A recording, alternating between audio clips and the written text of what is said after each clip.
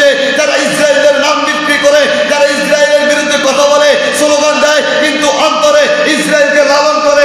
আজকে বাংলার জমিনের মধ্যে আপামা মুসলমান জনতাকে যারা বিভিন্ন ধরনের কথা বলে, আমরা তাদের বিরুদ্ধে কোরআনুল কারীমের মাধ্যমে, হাদিসের মাধ্যমে, কোরআন সুন্নাহর মাধ্যমে এবং যুক্তিকের মাধ্যমে তাদের বিরুদ্ধে লড়াই করার দরকার আছে না নাই?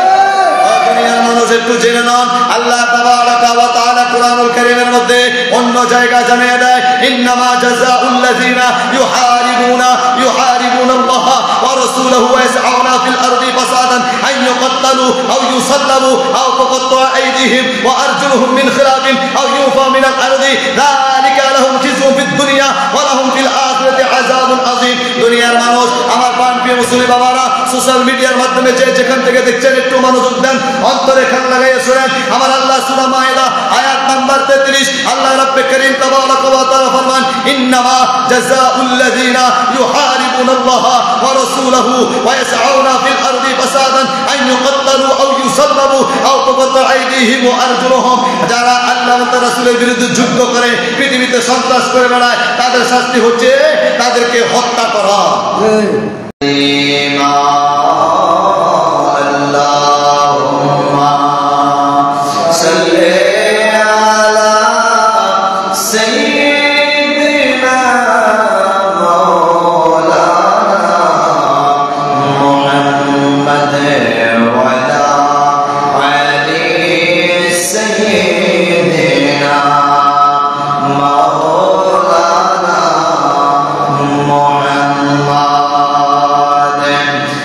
Shine.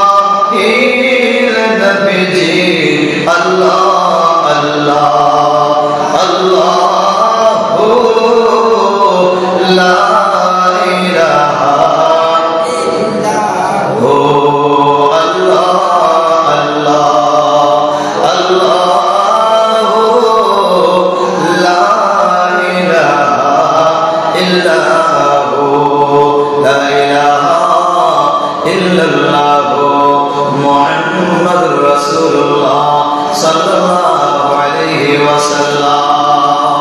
আলহামদুলিল্লাহ ওয়া শুকরিল্লাহ, আল্লাহ সুবহানাহু ওয়া তাআলা দরবারে লাখো কোটি শুকর গুজার করছি যে রব্বে করিম মালিক মাওলা মুনি তাবারাকা ওয়া তাআলা আযজা ওয়া জাল্লা পবিত্র শাওয়ালের আজ চতুর্থ জুমার দিনে পবিত্রতম দিন, পবিত্র সেজদায়াম সপ্তাহের শ্রেষ্ঠতম আজকের দিবসে রব তাআলা শত ব্যস্ততাকে পেছনে ফেলে দিয়ে দুনিয়ার সকল কর্মকে বন্ধ করে দিয়ে রব তাআলা ডাকে সাড়া দেওয়ার সবার আগে মসজিদে আসা, বসার কয়েকটা দুরূদ শরীফ, কয়েকটা নাফিস বাদরে জিকির, কয়েকটা রব তাআলার জিকির করবার তৌফিক এনায়েত দান করেছেন। ওই মাবুদের দরবারে প্রাণ খুলে মুহাব্বতের আওয়াজে দিলটাকে উজাড় করে দিয়ে আমরা সকলে আবার বলি আলহামদুলিল্লাহ।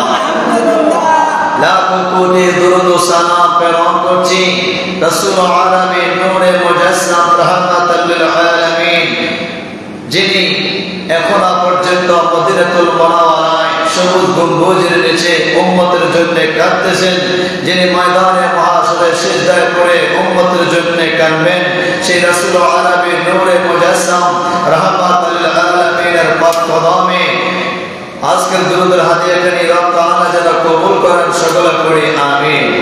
মুআজ্জিজ মুহতারাম হাজিরিন দিগার উলামায়ে কেরাম, মুরব্বিয়ান ইযম, হুজ্জাজ ইযম, হুফাজ ইযম, তালাবায়ে ইযম, সর্বস্তরের মুসল্লি বাবারা, মাইকের সাউন্ড যতটুকু যাচ্ছে রদ্দানিশিনী আমার আবেদা সালেহা মা ও বোনেরা সকলকে আবারও অন্তরস্থল থেকে সালাম জানাচ্ছি, আসসালামু আলাইকুম ওয়া রাহমাতুল্লাহি ওয়া বারাকাতুহু।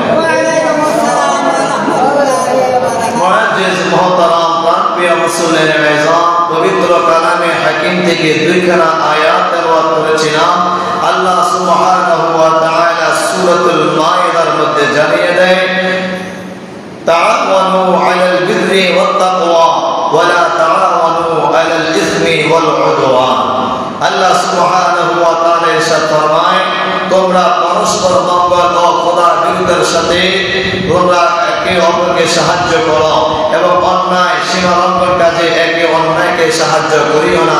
বড় করে বলেন না সুবহানাল্লাহ। একজন মুসলমান আরেকজন মুসলমান ভাইকে সঠিক পথ অবলম্বন কাজে সহযোগিতা করতে হবে। একজন মুসলমান যদি বিপদে পড়ে যায় আরেকজন মুসলমান ভাই আর বিপদে সাড়া দিতে হবে।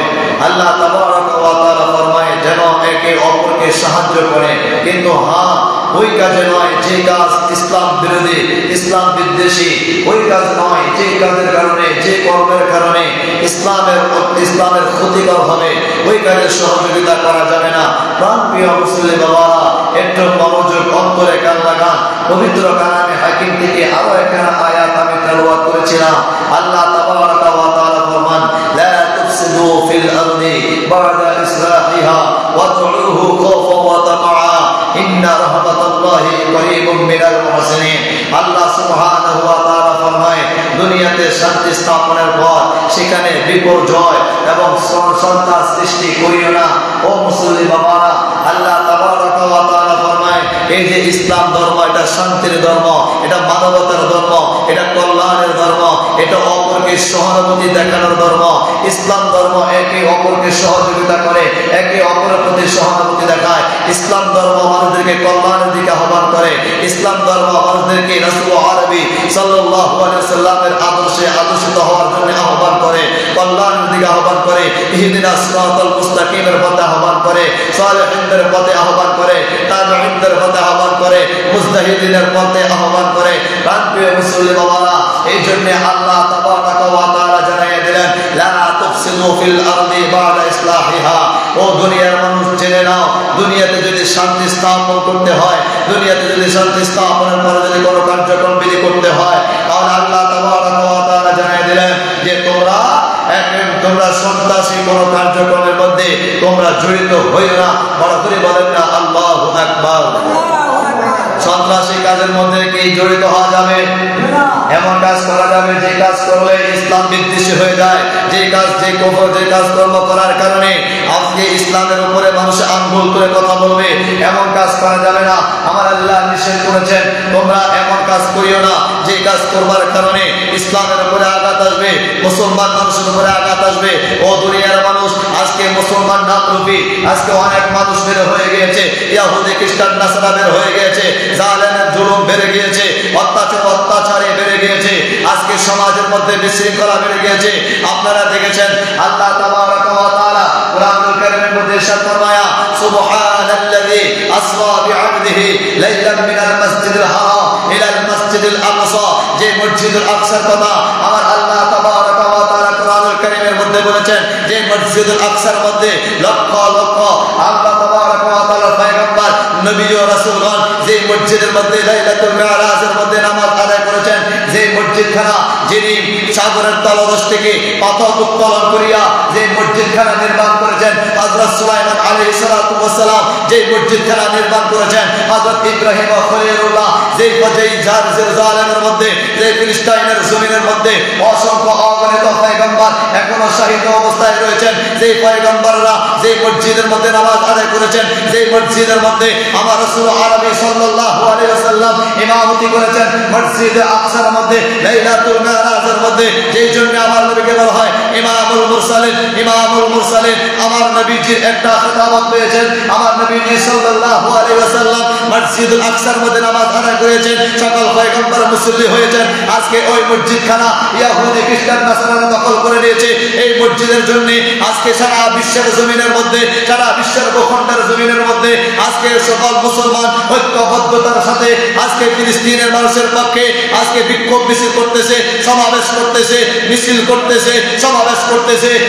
সেই লক্ষ্যে সেই কার্যক্রম বিধির মাধ্যমে আহলে সুন্নাত ওয়াল জামাত গত আগামীকাল 26 এপ্রিল আগামীকাল শনিবার ঢাকার জমিনের মধ্যে সেই ফিলিস্তিনের জমিনে ওই যে জুলুম করতেছে, অত্যাচার করতেছে ইহুদি খ্রিস্টান নাসারা, সেই ইসরায়েলের গুন্ডাদের বিরুদ্ধে আগামীকাল ঢাকার জমিনে বিশাল বিক্ষোভ সমাবেশ করেছে। আমার আল্লাহ তাবারাক ওয়া তাআলা ফরমান, তাআওয়ানু আলাল বিররি ওয়াত তাকওয়া ওয়া লা তাআওয়ানু আলাল ইসমি ওয়াল উদওয়ান। ও দুনিয়ার মানুষ, তাকেই তো আমরা সহযোগিতা করব, তার সাথে তো আমরা সহানুভূতি দেখাবো, তার সাথে তো আমরা একতা পোষণ করব। যে মানুষকে আল্লাহ এবং তার রাসূলের পথে ডাকে, যে মানুষ যে মুসলমানের পক্ষে কথা বলে, যারা মুসলমানদের পক্ষে কথা বলবে, আমরা কি তাদের পক্ষে থাকতে রাজি আছি না নাই? আমরা কি তাদের পক্ষে রাজি আছি না নাই? আমরা কি ফিলিস্তিনের মানুষের পক্ষে আছি না নাই? আমরা কি মুসলমানদের পক্ষে কথা বলার দরকার আছে না নাই? ও দুনিয়ার মানুষ, আমার আল্লাহ তাবারাক ওয়া তাআলা জন্য জানিয়ে দিলেন, তোমরা সন্ত্রাসী হয়ে না, সন্ত্রাসী কার্যক্রমের মধ্যে তোমরা লিপিবদ্ধ হয়ে না, তাদেরকে সহযোগিতা করিও না। আজকে মুসলমান নামরূপী এক ইসরায়েলের সেই গুন্ডা বাহিনী বাংলাদেশে চলে এসেছে, যারা ইসরায়েলের নাম বিক্রি করে, যারা ইসরায়েলের বিরুদ্ধে কথা বলে, স্লোগান দেয়, কিন্তু অন্তরে ইসরায়েলকে লালন করে। আজকে বাংলার জমিনের মধ্যে আপামা মুসলমান জনতাকে যারা বিভিন্ন ধরনের কথা বলে, আমরা তাদের বিরুদ্ধে কোরআনুল কারীমের মাধ্যমে, হাদিসের মাধ্যমে, কোরআন সুন্নাহর মাধ্যমে এবং যুক্তিকের মাধ্যমে তাদের বিরুদ্ধে লড়াই করার দরকার আছে না নাই? দুনিয়ার মানুষ একটু জেনে নন, আল্লাহ তাবারাক ওয়া তাআলা কোরআনুল কারীমের মধ্যে অন্য জায়গা জানিয়ে দেয়, ইন্নামা জাযাউল লাযিনা ইউহারিবুনা আল্লাহ ওয়া রাসূলহু ওয়া ইয়াসআউনা ফিল আরদি ফাসাদান আন ইউকাত্তালু আও ইউসাল্লাবু আও তুকাত্তা'a আইদিহিম ওয়া আরজুলুহুম মিন খিলাফিন আও ইউফা মিনাল আরদি যালিকা লাহুম খিজুন ফিদ দুনিয়া ওয়া লাহুম ফিল আখিরাতি আযাবুন আযীম। দুনিয়ার মানুষ, আমার প্রিয় মুসলিম বাবারা, সোশ্যাল মিডিয়ার মাধ্যমে যে যেখান থেকে দেখছেন একটু মনোযোগ দেন, অন্তরে কান লাগাইয়া শুনেন। আমার আল্লাহ সূরা মায়েদা আয়াত নাম্বার 33 আল্লাহ রাব্বে কারীম তাবারাক ওয়া তাআলা ফরমান, ইন্নামা জাযাউল লাযিনা ইউহারিবুনাল্লাহ ওয়া রাসূলহু ওয়া ইয়াসআউনা ফিল আরদি ফাসাদান আন ইউকাত্তালু আও ইউসাল্লাবু আও তুকাত্তা'a আইদিহিম ওয়া আরজুলুহুম। যারা আল্লাহ এবং তার রাসূলের বিরুদ্ধে যুদ্ধ করে, পৃথিবীতে সন্ত্রাস করে বেড়ায়, তাদের শাস্তি হচ্ছে তাদেরকে হত্যা করা। তাদেরকে কি করা? বড় করে বলেন, কি করা? যারা আল্লাহ এবং তার রাসূলের বিরুদ্ধে কথা বলবে, তাদের কোরআনের শাস্তি একটাই, সেটা হচ্ছে হত্যা করা, তাদেরকে কতল করা। কোরআনের শাস্তি একটাই। আমার আল্লাহ তাবারাক ওয়া তাআলা ফরমান, ওয়া আরজুলুহুম মিন খিলাফিন ওয়া ইউফাউ মিনাল আরদি। আমার আল্লাহ তাবারাক ওয়া তাআলা ফরমান, তাদেরকে হত্যা করা হবে এবং শুলিতে চড়ানো হবে, অথবা তাদের হাত ও পা বিপরীত দিক থেকে কেটে দেওয়া হবে। বড় করে বলেন আল্লাহু আকবার। মুসলমান ভাইরা আমার, প্রাণপ্রিয় মুসলিম বাবারা আমার, মুরব্বী বাবারা আমার, মাইকের সাউন্ড যতটুকু যাচ্ছে আমার যুবক ভাইরা, কলেজ ইউনিভার্সিটির ভাইরা, সোশ্যাল মিডিয়ার মাধ্যমে যে যেখান থেকে দেখছেন, আমাদেরকে ঐক্যবদ্ধ হতে হবে। আজকে মুসলমানের উপরে এত অত্যাচার, এত নির্বিচার, আজকে ভারতের জমিনের মধ্যে মুসলমানের উপর অত্যাচার হচ্ছে, লেবাননের মধ্যে মুসলমানদের উপর অত্যাচার হচ্ছে, রাশিয়ার মধ্যে মুসলমানদের উপর অত্যাচার হচ্ছে, আফগানিস্তানের মধ্যে মুসলমানদের উপর অত্যাচার হচ্ছে, ফিলিস্তাইনের জমিনে মুসলমানদের উপর অত্যাচার হচ্ছে। আর আমরা বাংলাদেশের মানুষ আজকে সোনার এই বাংলার মধ্যে মায়ের গর্ভের মধ্যে বাস করতেছি। আমার রাসূল আরবি সাল্লাল্লাহু আলাইহি ওয়াসাল্লামকে ইরশাদ ফরমায়া, একজন মুসলমানের যদি আঘাত করা হয় তাহলে প্রত্যেক মুসলমানের অন্তরে আঘাত চলে আসে।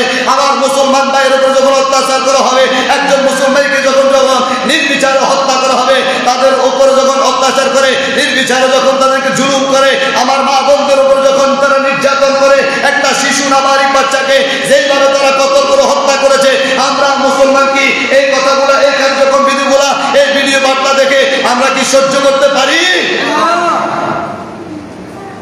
আমার আল্লাহ তাবারাক ওয়া তাআলা এর জন্য ফরমান, যালিকা লাহুম খিজয়ুন ফিদ দুনিয়া ওয়া লাহুম ফিল আখিরাতি আযাবুন আযীম। আমার আল্লাহ তাবারাক ওয়া তাআলা ফরমায়, এটা হলো তাদের দুনিয়ার লাঞ্ছনা, আর পরকালে তাদের জন্য রয়েছে কঠোর শাস্তি। তাহলে দুনিয়ার শাস্তি হচ্ছে তাদের হাত পা উপর দিক থেকে কেটে দেওয়া, দুনিয়ার শাস্তি হচ্ছে যারা আমার রাসূল আলাইহিস সাল্লাল্লাহু আলাইহি সাল্লামের বিরুদ্ধে, আল্লাহ তাবারাক ওয়া তাআলার বিরুদ্ধে কলম ধরবে, যারা লাঞ্ছনামূলক একটা কথা বলবে, তাদের শাস্তি হচ্ছে কতল করা।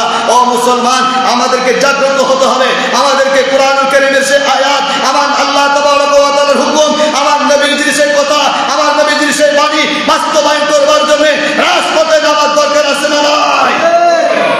আমার আল্লাহ তাবারাক ওয়া তাআলা কোরআনুল কারীমের মধ্যে অন্য জায়গায় জানালেন, তিলকা দারুল আখিরাতু নাজআলুহা লিল্লাযিনা লা ইউরিদুনা উলওয়ান ফিল আরদি ওয়ালা ফাসাদা ওয়াল আকিবাতু লিল মুত্তাকিন। দুনিয়ার মানুষ, আমার আল্লাহ তাবারাক ওয়া তাআলা জানায়, পরকালে এই আবাস আমি শুধু তাদের জন্য নির্ধারণ করে রেখেছি যারা দুনিয়াতে অহংকার বিপর্যয় সৃষ্টি করতে চায় না, আর এর শুভ পরিণাম তো শুধু মুত্তাকিদের জন্যই রয়েছে।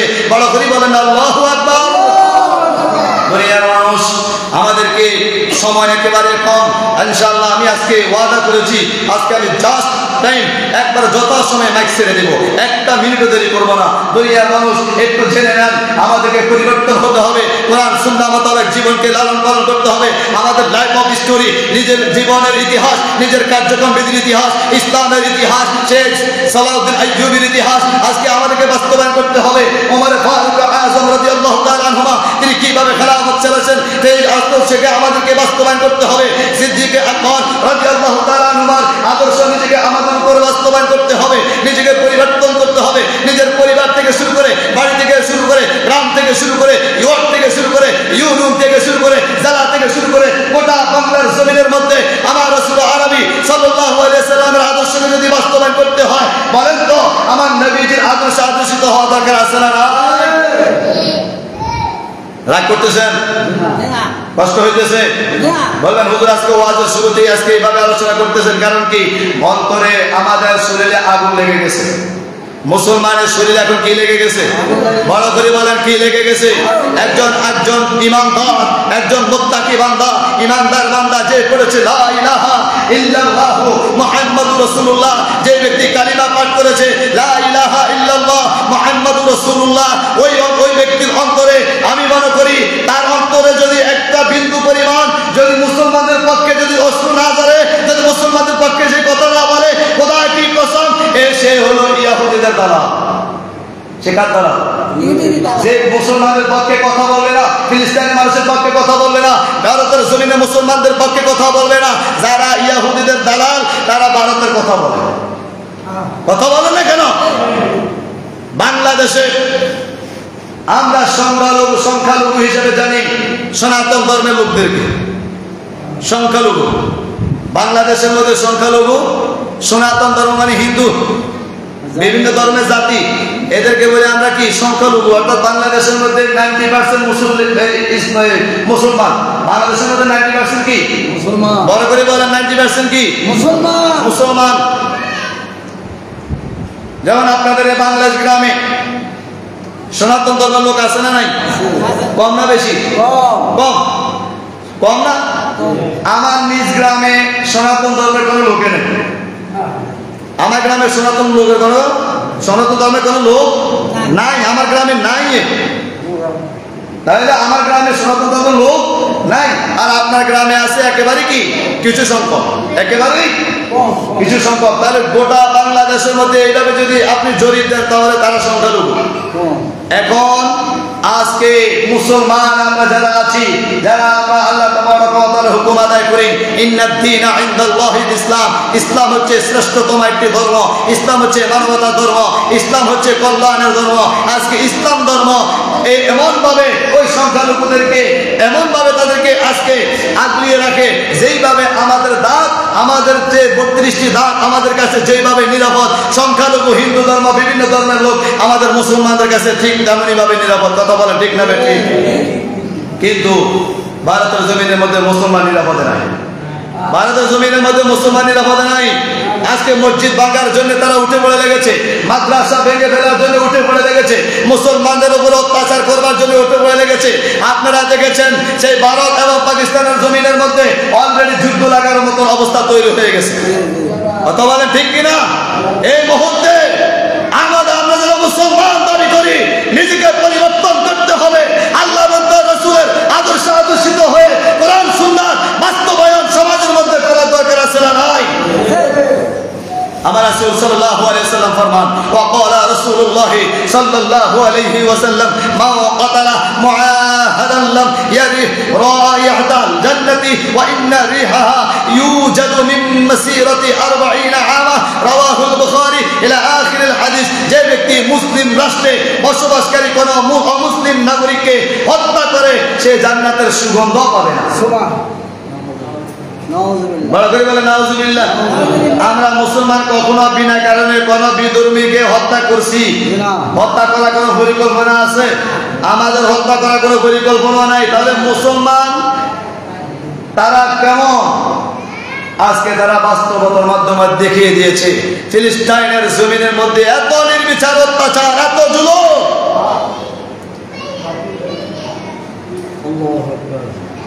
বড় করে বলেন আল্লাহু আকবার। এই আওয়াজ হবে না, আরো বড় করে বলেন আল্লাহু আকবার। বাংলাদেশে মানুষ চাইলে কত কিছু না করতে পারে, কিন্তু মুসলমান আদর্শে আদর্শিত ইহদিনাস সিরাতাল মুস্তাকিম। বড় করে বলেন না ইহদিনাস সিরাতাল মুস্তাকিম।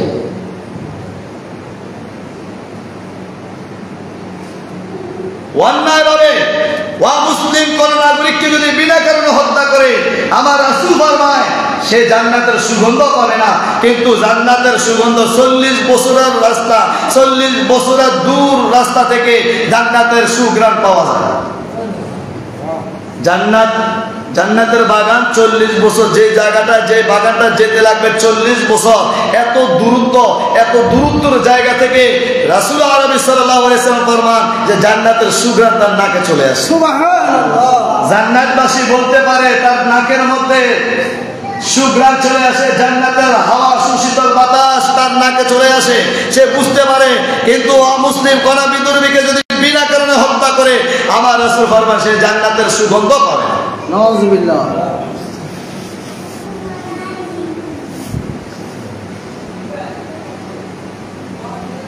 আমার আল্লাহ তাবারাক ওয়া তাআলা ফরমায়, ইয়া আইয়ুহাল্লাযীনা আমানু, হে ঈমানদাররা, উদখুলু, তোমরা প্রবেশ করো, বিসসিলমি, ইসলামের ভিতরে, কাফা, পরিপূর্ণ। একটা সাপ মনে করেন 5 হাত লম্বা, কয় হাত? একটু কথা বলবেন। একটা সাপ 5 হাত লম্বা।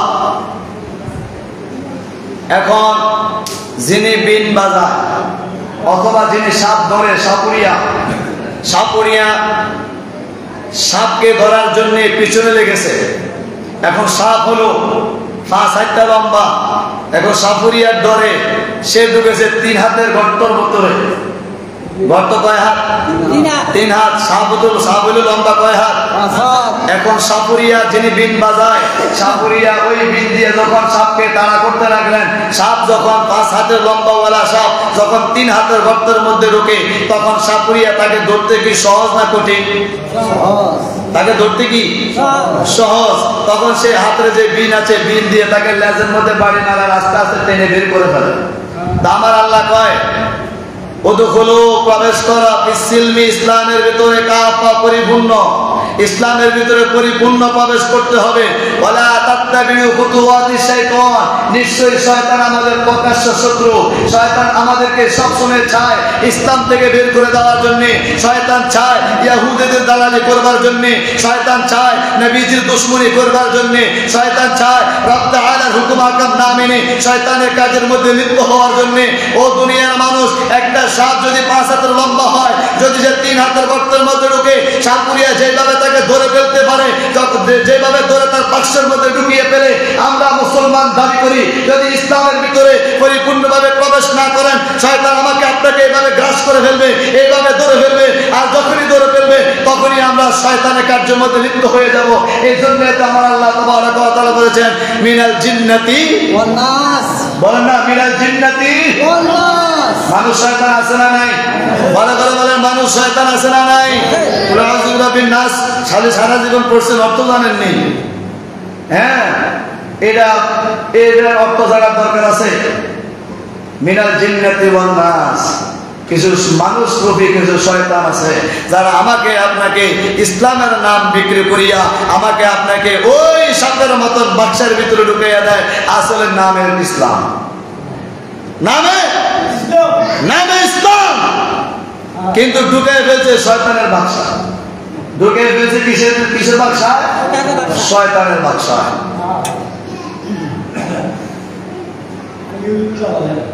আল্লাহ কয় ইয়া আইয়ুহাল্লাযীনা আমানু তাকুল্লাহ, হে ঈমানদাররা ইত্তাকুল্লাহ, আমি আল্লাহকে ভয় করো। হাক্কা তুকাতিহি ওয়া লা তামুতুন্না ইল্লা ওয়া আনতুম মুসলিমুন। আল্লাহ কয় মুসলমান না হইয়া তোমরা মৃত্যুবরণ করিও না। বড় করে বলনা সুবহানাল্লাহ। আল্লাহ কয় মুসলমান না হইয়া মৃত্যুবরণ করিও না। আর আমরা মুসলমান হয়ে মুসলমান রূপী শয়তান হয়ে গেছি। নাউযুবিল্লাহ। কথা বলেন ঠিক না ঠিক?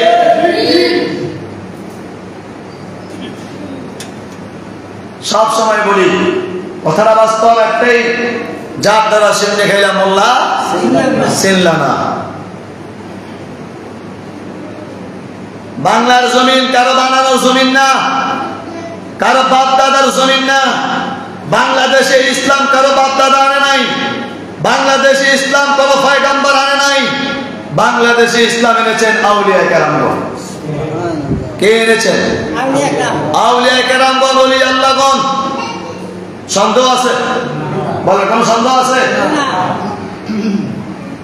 হযরত শাহজালাল ইয়ামিনী, শাহবারান ইয়ামিনী, শাহ মাকদুম রহমাতুল্লাহ তাআলা আলাইহি, খান জাহান আলী রহমাতুল্লাহ তাআলা আলাইহি, তেনারা বাংলাদেশের মধ্যে ইসলাম প্রচার করেছেন, যার বদলতেই আমরা ইসলাম ধর্ম পেয়েছি। লেংটি থেকে লুঙ্গি পেয়েছি। ফটো লেংটি, ফটো কি লেংটি, সেই লেংটি থেকে লুঙ্গি যিনি পরিয়েছেন, যিনি মাথার মধ্যে টুপি পরিধান করিয়েছেন, যিনি গায়ের মধ্যে ধুতিকে পরিবর্তন করে পাঞ্জাবিতে পরিবর্তন করিয়েছেন, তিনারাই হচ্ছেন আউলিয়া কেরাম। তিনারাই হচ্ছেন কি? আউলিয়া কেরাম, সালেহীন, নেক মাহবুব বান্দা যারা। তাহলে তাদের পথ মত আমাদের জানা রাখার দরকার আছে না নাই? তাদের পথে মতে আমাদের চলার দরকার আছে না নাই? সেই ধারাবাহিকতায় সারা বিশ্বের ভূখণ্ডের জমিনে, যেটা আপনাদেরকে সহজভাবে বলতে চাই, যত ধর্ম দেখবেন কারো না কারো প্রতিষ্ঠিত, কারো না কারো প্রতিষ্ঠিত। দেখবেন উম্মক দল উম্মকের প্রতিষ্ঠিত 1972 সাল, 1975 সাল, 1940 বা 48 সাল, 1980 সাল, 1995 সাল। আছে না এরকম? যদি আপনাদেরকে প্রশ্ন করি এই মসজিদটা আজকে হয়েছে কত বছর, বলতে পারেন যে হয়তো কেউ কেউ 200 বছর। মসজিদ হয়েছে কত বছর? মনে করেন সাপোজ উদাহরণস্বরূপ 200 বছর। আমি যদি আরো একটু প্রশ্ন করতে যাই, আরো সহজভাবে আনতে যাই, যে আপনাদের নুরানি মাদ্রাসা হয়েছে আজকে কত বছর? মনে করবেন, বলবেন এটা 1920 সালে শুরু হয়েছে। কত সালে? 20 সালে। তাহলে এটা স্থাপিত 20 সালে। তাহলে এরকম করে সবার একটা না একটা কি রয়েছে, প্রতিষ্ঠিত একটা তারিখ নির্ধারিত আছে, এবং প্রত্যেকটি কার্যবিধির মধ্যে একজন ব্যক্তির নাম থাকে যে এটা প্রতিষ্ঠা করে, যে এটা প্রতিষ্ঠা করে। কিন্তু আজকের দিন পর্যন্ত আপনারা কি জানেন, এই যে হিন্দু ধর্ম বলেন, বিভিন্ন ধর্ম বলেন, এত ধর্ম বর্ণ এত কিছু আসতেছে, বলেন ইসলাম ধর্ম কি কারো বানানো? ইসলাম ধর্ম কি কারো বানানো? ইসলাম ধর্ম কি এটা কি আজকে নতুন কিছু? যখন থেকে বাবা আদম আলাইহিস সালাতু ওয়াস সালাম দুনিয়ার জমিনের মধ্যে পা রেখেছেন, আল্লাহ যখন সৃষ্টি করেছেন, ওয়াইস ক্বালা রাব্বুকা লিল মালাইকাতি ইন্নী জাইলুন ফিল আরদি খলিফা, আল্লাহ চেয়েছেন একজন খলিফা নিযুক্ত করবে, আল্লাহ চেয়েছেন দুনিয়ার মধ্যে খলিফা পাঠাবে, একজন পয়গম্বর পাঠাবে। সর্বপ্রথম পাঠিয়েছেন আমার আপনার আদি পিতা বাবা আদম আলাইহিস সালাতু ওয়াস সালামকে। বড় করে বলেন সুবহানাল্লাহ। তিনি প্রচার করেছেন লা ইলাহা ইল্লাল্লাহ, তিনি প্রচার করেছেন লা ইলাহা ইল্লাল্লাহ, নেই কোন মাবুদ আল্লাহ ছাড়া। আদম নবী থেকে শুরু করে শীষ নবী থেকে যত পয়গম্বর, যত নবী রাসূল এসেছেন, 1,24,000 পয়গম্বর বা 2,24,000 পয়গম্বর, বাবা আদম থেকে ঈসা রুহুল্লাহ পর্যন্ত সকল পয়গম্বর এক রব তাআলার হুকুমত পালন করে সকলের কাছে এক রব তাআলাকে পরিচয় করবার জন্য যাদের কাছে কিতাব নাযিল হওয়ার দরকার, কিতাব নাযিল হয়েছে 103 খানা কিতাব পর্যন্ত, ঈসা রুহুল্লাহ পর্যন্ত যত পয়গম্বর এসেছেন সবাই এক নামের পরিচয় দিয়ে সবাই ইসলাম প্রচার করেছেন লা ইলাহা ইল্লাল্লাহ। আমার নবী সাল্লাল্লাহু আলাইহি সাল্লাম সর্বশেষ নবী, তিনার উপরে নাযিল হয়েছেন কোরআনুল, বলেন কোরআনুল, আর তিনার কালিমা হচ্ছে লা ইলাহা ইল্লাল্লাহ মুহাম্মাদুর সাল্লাল্লাহু আলাইহি ওয়াসাল্লাম। সন্দেহ আছে? তাহলে ইসলাম কি কারো বানানো না পুরাতন? আর যত ধর্ম দেখবেন সব বানানো, সব কি বানানো, যত দল দেখবেন সব বানানো। একটা দল আছে যে দলটার যিনি স্বয়ং আমার নবীজি সাল্লাল্লাহু আলাইহি ওয়াসাল্লাম বলেছেন মা আনা ওয়া সাহাবী, যেটা আমার এবং আমার রাসূলের, আমার সাহাবায়ে কেরামের মত, সেটাই হচ্ছে আকায়েদে আহলে সুন্নাত ওয়াল জামাত। যত কিতাব রয়েছে, যত সরাহার কিতাব রয়েছে, যত ফিকার কিতাব রয়েছে, এতদিন পর্যন্ত যে এই স্বল্প জ্ঞানে যা পড়তেছি, যা জানতেছি, সব কিতাবের মধ্যে সকল উলামায়ে কেরাম একমত, সকল জমহুর উলামায়ে কেরাম একমত, এটাই হচ্ছে নাজাত প্রাপ্ত দল আহলে সুন্নাত ওয়াল জামাত। বড় করে বলেন মারহাবা। আল্লাহ কবুল করুন, আমিন। ওয়া মা তাওফীক ইল্লা বিল্লাহ ওয়া আলাইহিল বালাগ ওয়া আখিরু দাওয়ানা আলহামদুলিল্লাহি রাব্বিল আলামিন। যারা সুন্নাত পয়েন্ট সুন্নাত